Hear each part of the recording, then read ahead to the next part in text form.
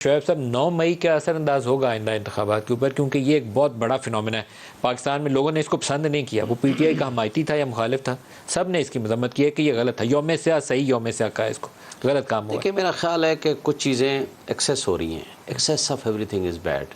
اس دن بھی جو کچھ ہوا، جس انداز میں ریاستی دہشت گردی کے ذریعے خان صاحب کو گرفتار کیا گیا اور جس طرح شیشے توڑے گئے اور جس انداز سے وکیلوں کو ڈنڈے مارے، عملے کو تشدد کا نشانہ بنایا، دیٹ واز ناٹ پراپر. پھر جو رات کو ہوا وہ بھی that was also not proper. اب جو کچھ ہو رہا ہے اس کی آڑ میں لوگوں کے گھروں میں گھس جائیں.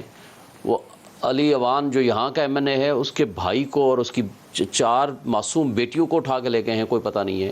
لوگوں کے گھروں میں گھس گئے ہیں. اسلام آباد کا G8 میں پی ٹی آئی کا دفتر ہے. وہ مجھے پی ٹی آئی کے سیکرٹری صاحب نے کہا کہ جناب وہ ہم جاتے ہیں، وہ ہمارے سارے عملے کو بھگا دیتی ہے، پولیس کہتی ہے ادھر کوئی نہ آئے، دروازہ بند کرو. یہ تو طارق فضل صاحب کے کام ہے. ابھی یہ سرکمسٹانس ہو گئے. دیکھیں اس کا انوائرنمنٹ لوگوں میں نفرت مزید پھیلا رہا ہے. وہ ان کے خلاف بھی دیکھیں، آپ ایک جو غلط ہوا غلط ہے، ہر کوئی مذمت کر رہا ہے، لیکن اس کی آڑ میں اگر آپ سیاست بیچ میں لے آئیں گے، اس کی آڑ میں شہیدوں کو سیاست کے لیے استعمال کریں گے، اس کی آڑ میں سیاسی مخالفین کو اٹھا کر کے آپ پابند سلاسل کریں گے اور ان کے ساتھ زیادتیاں کریں گے، کچھ چیزیں جو ہے کچھ چیزیں وہ اس کا نقصان. ایک بات چیزیں ریاست پاکستان کے لیے، ہر پاکستانی شہری کے لیے ریڈ لائن ہونی چاہیے. جیسے کرنل شیر خان کی جو یادگار تھی، وہاں جس نے بھی جا کے جو حرکت کی ہے وہ قابل قبول نہیں ہے.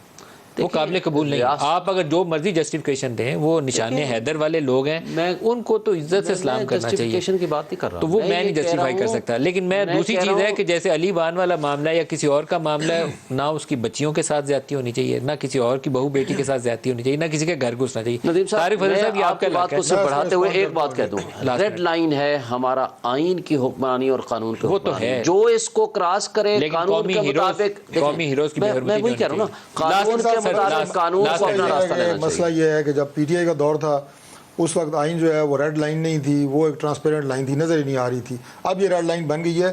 علی اوان کی بات میں کرتا ہوں. جی دیکھیں، علی اوان کی بیٹیاں جو ہے میری بیٹیاں ہیں، ہم سب کی بیٹیاں ہیں. یہ بیٹیاں اور یہ رشتے سارے سانجے ہوتے ہیں، ایسی بات بالکل بھی نہیں ہے. میں بالکل اس کی تردید کرتا ہوں اور بڑے وثوق سے کرتا ہوں کہ علی اوان کی کسی بیٹی کو گرفتار نہیں کیا گیا. میں خود اس مسئلے میں نے معلومات لی ہیں، میں ان ٹچ ہوں. ہمارے بچے کے اسکول میں پڑھتے ہیں، میرا بہت اچھا دوست ہے. بھائی کی بچیاں ہیں. نہیں، بھائی کی بچیوں کو بھی گرفتار نہیں کیا گیا. بھائی کی بچیاں 4 بیٹیاں. آپ کی کمٹمنٹ ہے یا پروڈیوسر صاحب 1 منٹ اوپر جانے دیں، لیکن آپ آن ایئر کمٹمنٹ دیں گے کہ نہ علی وان نہ اس کے بھائی کی بیٹیوں کو آپ نہیں چھیڑیں گے؟ نہ چھیڑا ہے، نہ چھیڑیں گے. بالکل ہماری کمٹمنٹ ہے.